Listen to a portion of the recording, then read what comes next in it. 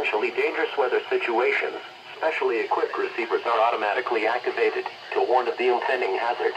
Tests of these receivers by the system are normally conducted by the National Weather Service every Wednesday between 11 a.m. and noon.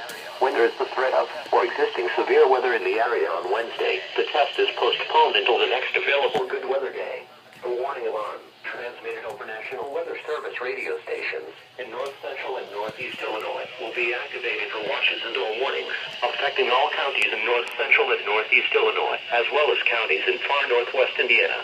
Reception of this broadcast in the alarm tone will vary at any given location. This variability, normally more noticeable at a distance from a given transmitter, will occur even though you are using a good quality receiver in perfect working order. This concludes the tone alarm test.